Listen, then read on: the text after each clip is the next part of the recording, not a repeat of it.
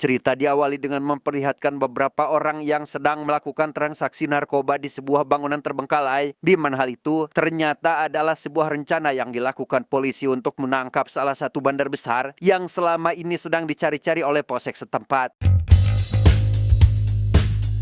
Dia bernama Denny, seorang intel polisi berpengalaman yang saat ini sedang menyamar menjadi pembeli, di mana Denny ini terlihat sangat tenang, santai, dan begitu mendalami peran. Namun ketika si bandar menyuruh Denny untuk mencobanya terlebih dahulu, rekan polisi yang sedang mendengarkan percakapan Denny pun langsung memerintahkan semua polisi yang sudah mengepung tempat ini segera bergerak sehingga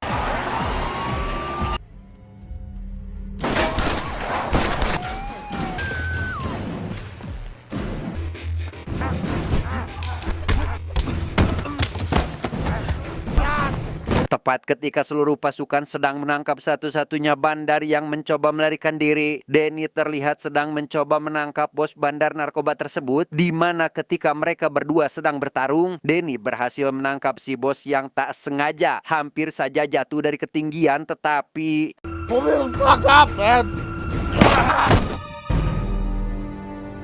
ya, karena Denny gagal menyelamatkan si bos dari kecelakaan tersebut, Bapak Kapolsek terlihat sangat tak puas karena orang yang selama ini ia cari malah tewas begitu saja. Sudah lama melakukan penyamaran untuk menangkap komplotan tersebut, Denny kini akhirnya bisa pulang dan menjadi dirinya sendiri. Namun ketika Denny semalaman melepas rasa rindunya bersama sang pacar, ia cukup kesal karena si pacar protes dengan pekerjaan Denny yang jarang pulang dan tak punya waktu cukup bersamanya. Keesokan paginya Denny melihat sebuah surat dari sang pacar yang memutuskan hubungan mereka secara sepihak, di mana hal itu membuat Denny merasa sedih. Namun tak lama terdengar suara seseorang yang membuka pintu rumahnya yang ternyata Put the weapon on the ground! Down! We're a cop, Danny. ya, polisi yang dipimpin langsung oleh Bapak Kapolsek tiba-tiba menggerebek kediaman Denny yang dianggap menyembunyikan narkoba, di mana setelah para polisi menggeledah seluruh rumahnya, mereka menemukan 2 bungkus barang yang disembunyikan di bawah tempat tidur, sehingga Denny yang melihat hal tersebut pun tentu tak percaya dan menganggap jika ini semua adalah jebakan. I think you've been under too long, Bolin. Nobody planted that. It's a setup. What the hell happened to you? Penangkapan tersebut membuat seluruh napi dan bandar yang telah dijebloskan ke penjara oleh Denny sangat terkejut karena tak menyangka jika polisi cerdas dan berprestasi seperti Denny bisa melakukan hal seperti itu, di mana Denny yang tahu jika dirinya hanyalah korban konspirasi pun hanya bisa pasrah dan mengikuti prosedur yang ada.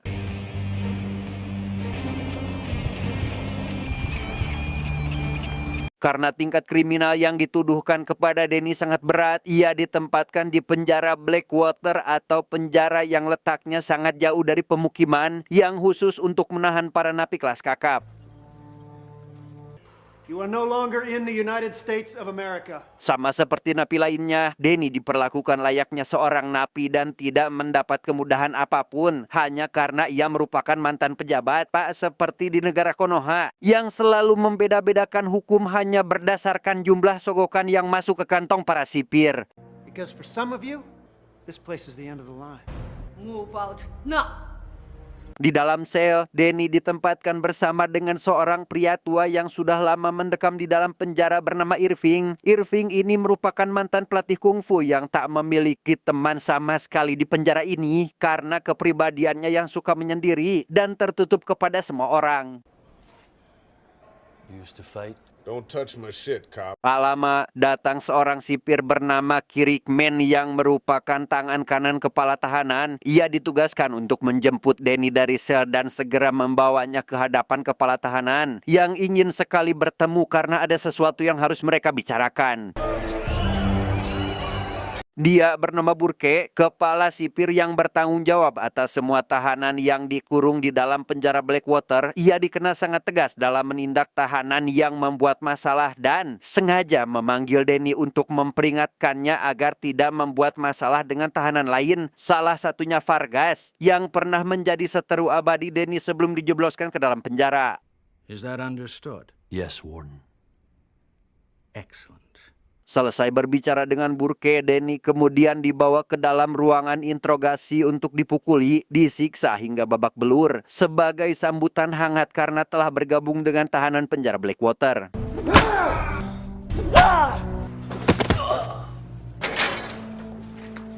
Keesokan paginya ketika semua tahanan sedang sarapan, Denny yang terlihat masih babak belur akibat disiksa oleh Kirkman pun cukup kebingungan untuk bisa menemukan tempat makan yang kosong. Namun saat melihat Irving sedang makan sendirian, ia pun ikut bergabung dan duduk makan bersamanya. Just deal with what you got to deal with. Don't bring it on yourself. Melihat musuh lamanya yaitu Vargas, Denny lantas menanyakan pada Irving terkait sosok Vargas yang disinyalir sangat ditakuti di dalam penjara ini, di mana Irving mengatakan jika Vargas bisa dibilang merupakan bos besar, menjalankan sebuah kompetisi bertarung hingga mati yang dilakukan antar tahanan dengan hadiah uang dan kebebasan. Buying off a prison guard is easy. They don't pay him shit. Pertarungan tersebut bisa dilakukan karena Vargas bisa menguasai Burke yang merupakan kepala sipir penjara di sini. Selain itu, ia memiliki koneksi yang sangat luas bahkan di luar penjara sekalipun, sehingga bisa dengan mudah mengancam keluarga para petinggi untuk melancarkan apa yang dilakukannya di sini. You could say that. Di tengah percakapan tersebut, datang seorang tahanan yang seolah mencari masalah dengan sengaja menumpahkan piring makanan Irving, sehingga Denny yang memiliki prinsip lo jual gue beli pun langsung melakukan hal ini pada tahanan tersebut.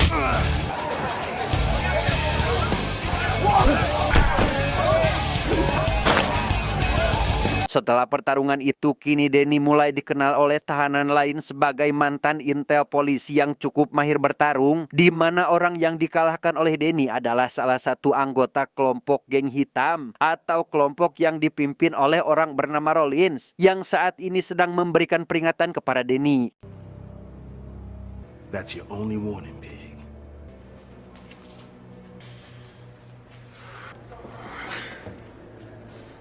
Denny yang saat itu sudah kembali berada di dalam sel mendapatkan tamu seorang agen khusus yang masih mempelajari kasus Denny bernama Gwen, di mana ia sengaja menemui Denny untuk memberitahu jika kasusnya masih dalam proses dan masih ada kesempatan untuk Denny bisa keluar dari penjara ini.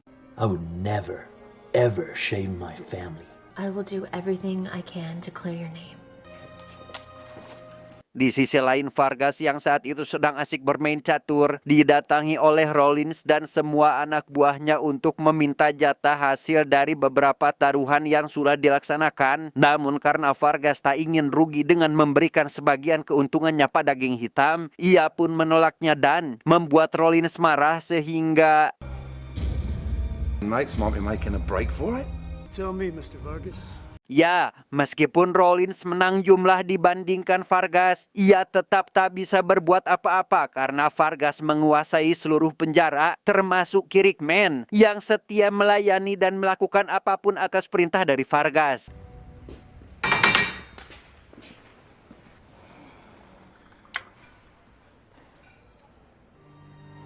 Keesokan paginya, Denny ikut bersama Irving untuk bekerja sebagai tukang laundry. Ia tentu sangat berterima kasih dan berusaha bekerja sebaik mungkin. Namun ketika sedang bekerja, ia tiba-tiba diserang oleh beberapa tahanan yang merupakan musuh lama Denny sehingga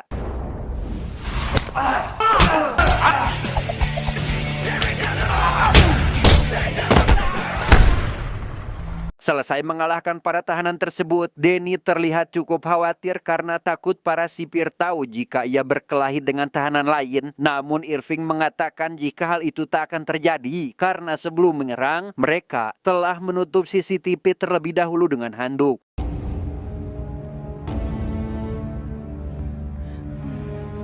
Siang harinya, Vargas meminta Kirkman untuk membawa Denny ke ruangannya. Ia ingin Denny ikut serta dalam pertarungan yang selalu ia adakan di dalam penjara, di mana pertarungan Denny akan sangat ditunggu-tunggu oleh para tahanan lain untuk memasang uang taruhan yang cukup banyak. Damn happy to fight you. My world now, Danny.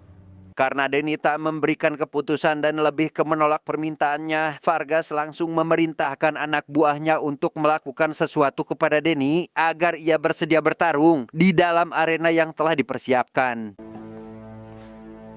Dan ya, ketika Denny baru selesai mandi, tiba-tiba saja ia mendapat serangan mendadak dari salah satu tahanan yang diperintahkan oleh Vargas, sehingga ia harus dilarikan ke rumah sakit dan dirawat selama beberapa hari. My name is Dr. Bell. Baru saja siuman, Denny diberitahu oleh dokter yang merawatnya jika ia sangat beruntung karena tidak langsung dihabisi oleh Vargas, sehingga si dokter hanya menyarankan agar Denny melakukan apa yang diminta oleh Vargas untuk setidaknya bisa bertahan hidup lebih lama lagi di penjara ini. I put a dozen or so men in body bags. Am I the only guy not on his At payroll? least in the cage, you have a chance.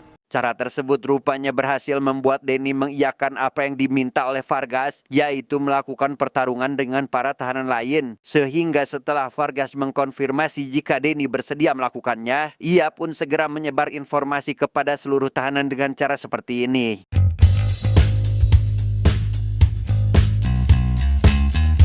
Pertarungan tersebut langsung membuka celah untuk para penjudi mempertaruhkan semua uang mereka, di mana hal itu bisa berjalan sangat lancar karena kekuatan finansial Vargas yang begitu overpower dengan menyogok semua aparat yang berada di dalam penjara.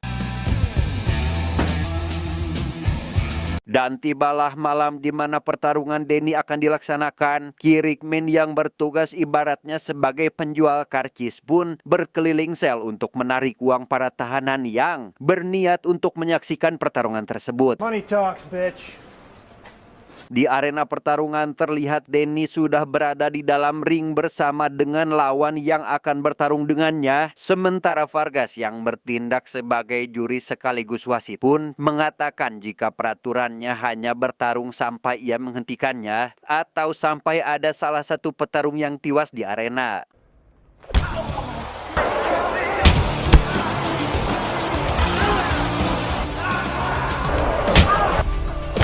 Awalnya Denny cukup terpojok karena lawan terus menyerang luka di perut Denny yang masih belum sembuh. Namun karena ia memiliki tenaga kuda dan teknik bertarung di atas rata-rata, Denny pun bisa mengalahkannya dengan sangat mudah.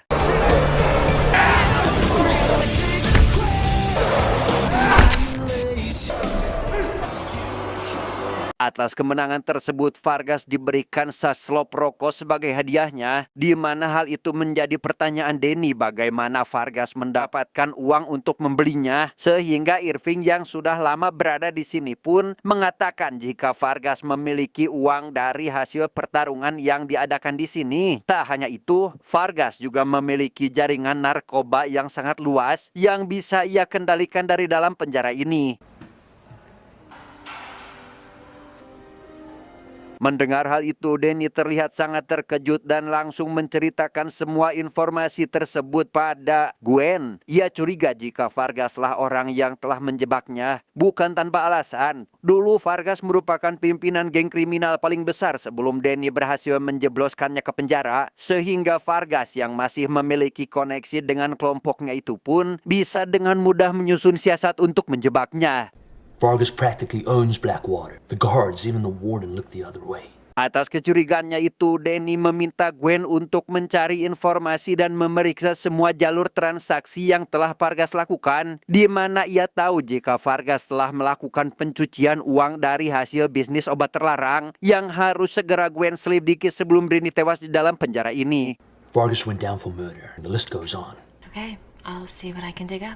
Pertarungan demi pertarungan terus berlanjut, membuat Burke cukup khawatir dengan keadaan tahanannya yang semakin tak terkendali, sehingga ia memanggil Vargas dan memintanya untuk menghentikan semua ini. Tak menghiraukan apa yang dikatakan oleh Burke, Vargas malah mengancam keselamatan keluarganya hingga membuat Burke tak bisa berbuat apa-apa lagi. Now do you get my drift? Good. You might want to wager, Axel. Di sisi lain, Denny bersama Irving sedang bersantai sambil memperhatikan seorang pria berbadan penuh otot bernama Axel. Ia merupakan salah satu anak buah Vargas yang sangat kuat dan tak terkalahkan, seperti yang saat ini ia lakukan pada dua orang geng hitam yang tiba-tiba menyerangnya. Holy shit. Melihat kemampuan Excel yang dapat melumpuhkan lawannya hanya dengan hitungan detik, Danny tentu sangat kagum dengan kekuatannya itu, sehingga Irving mengatakan jika Excel melawan mereka dengan memanfaatkan gerakan lawannya untuk melakukan serangan balik yang mematikan. Step to the side and bam. Mendengar jika Irving tahu banyak tentang gerakan bela diri, Danny langsung meminta Irving untuk menjadi pelatihnya agar bisa terus bertahan dalam menghadapi petarung-petarung ini. Namun di tengah percakapan tersebut, datanglah Kirkman memberitahu jika beberapa hari lagi, Danny harus bertarung melawan salah satu tahanan yang cukup kuat. Not solo. He needs his trainer. Mengetahui jika ia masih memiliki cukup waktu untuk berlatih terlebih dahulu, Danny meminta Kirkman untuk mengizinkan Irving melatihnya, sehingga setelah dibujuk cukup lama, Kirkman akhirnya mengizinkan Irving mendampingi latihan yang akan dilakukan oleh Danny. Disappoint me. Right, Danny? Setiap hari, Danny berlatih bersama dengan Irving dan belajar beberapa teknik pukulan darinya. Tak hanya itu, Danny juga sesekali melihat pertarungan Excel dan para petarung lain untuk mempelajari gaya bertarung dari masing-masing tahanan.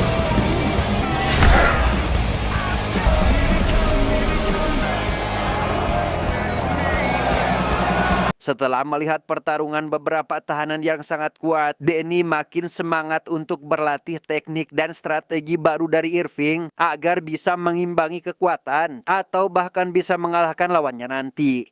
Speed, power, and movement.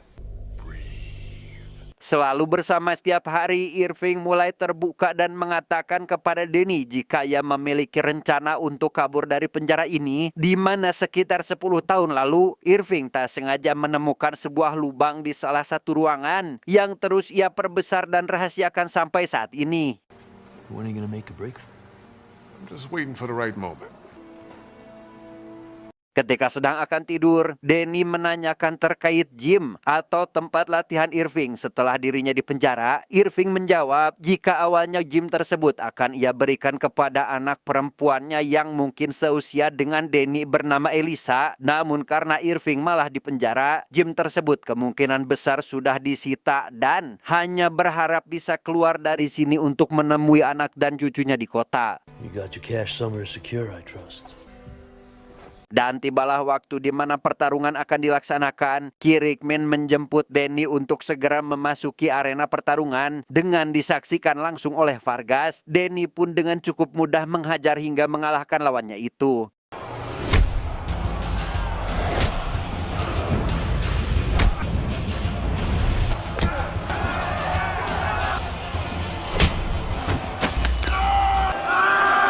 Ya, karena Danny berhasil menang, Vargas akhirnya mengiyakan permintaan Danny untuk segera keluar dari arena pertarungan. Bersamaan dengan itu, Irving memanfaatkan sibuknya Kirkman dan para sipir lainnya untuk berusaha kabur melalui jalan atau lubang yang telah ia persiapkan jauh hari. Namun karena Kirkman mengetahui rencana tersebut, Irving akhirnya bisa terkejar dan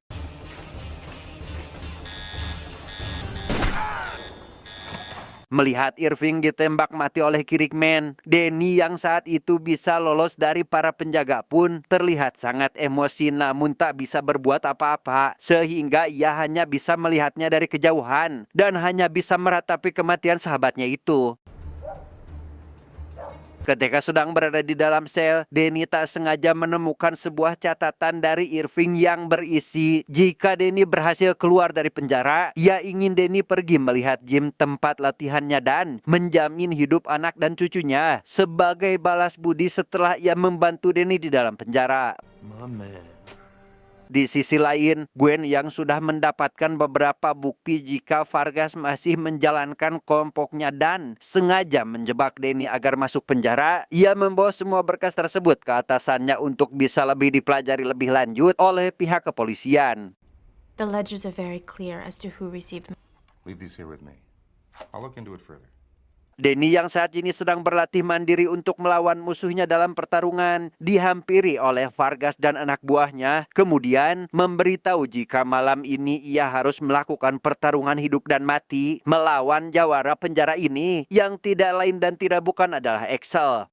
Did you find out about Anton Vargas. Karena tak bisa menolak, Danny harus mengikuti apa yang Vargas inginkan, sehingga ia yang hanya beberapa jam lagi akan melakukan pertarungan, lantas menghubungi Gwen dan mengatakan jika sebentar lagi ia akan bertarung hingga mati melawan anak buah Vargas. Mendengar hal itu, Gwen sangat terkejut karena ia baru saja berusaha untuk mengeluarkan Danny dari sana, sehingga ia langsung menghubungi Bapak Kapolsek dan bergegas pergi menuju penjara Blackwater. Setibanya di sana, Gwen menemui Burke dan menanyakan terkait Danny dan pertarungan rahasia yang selalu diadakan di dalam penjara Blackwater, sehingga hal itu membuat Burke sangat terkejut dan memanggil salah satu sipir untuk membawa dan mengamankan Gwen dari ruangannya. Detain her until further notice. Kembali kepada Danny, saat ini ia sudah berada di dalam arena pertarungan dan baru saja memulai laga hidup matinya melawan sang jagoan Axel, di mana pada pertarungan tersebut Danny terlihat sangat kewalahan menghadapi kekuatan Axel yang sangat luar biasa.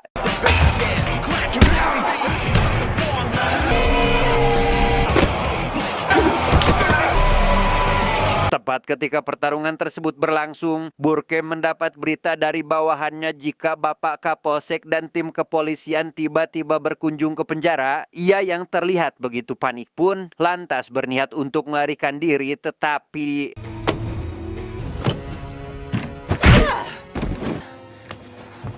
sementara itu di dalam arena pertarungan, Danny berhasil membalikan keadaan dengan menghajar Axel hingga membuatnya terkapar tak berdaya. Namun ketika Axel akan menyerang balik, para tahanan sangat anarkis hingga bisa menjebol pagar pembatas, sehingga Vargas yang melihat jika situasi sudah tidak terkendali pun pergi dari sana dan meninggalkan Kirkman yang disiksa oleh para tahanan yang sedang mengamuk.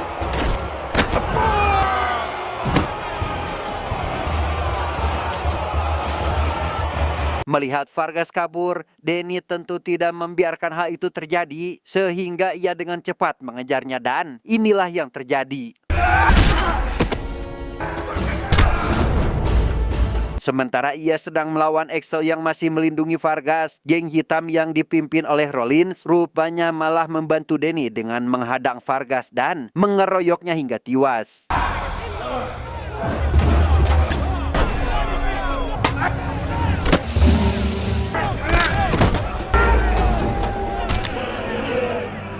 Selesai dengan Axel, Danny yang sudah sangat kelelahan pun dihampiri oleh Gwen yang saat itu sudah berhasil mengamankan seluruh penjara dengan tim kepolisian. Tapi tiba-tiba, ya, Bapak Kapolsek tanpa ragu menembak Axel hingga tewas di tempat, sehingga Danny yang berhasil selamat dari insiden tersebut pun kini ia mengunjungi gym tempat latihan mendiang Irving untuk melaksanakan pesan terakhir sahabatnya itu.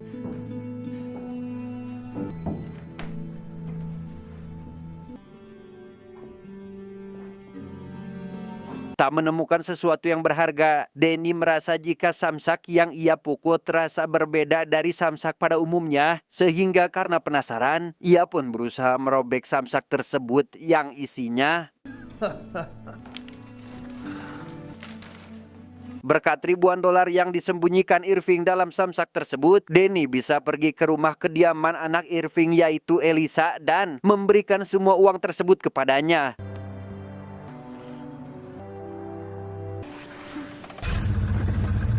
Tamat ending yang sangat membagongkan.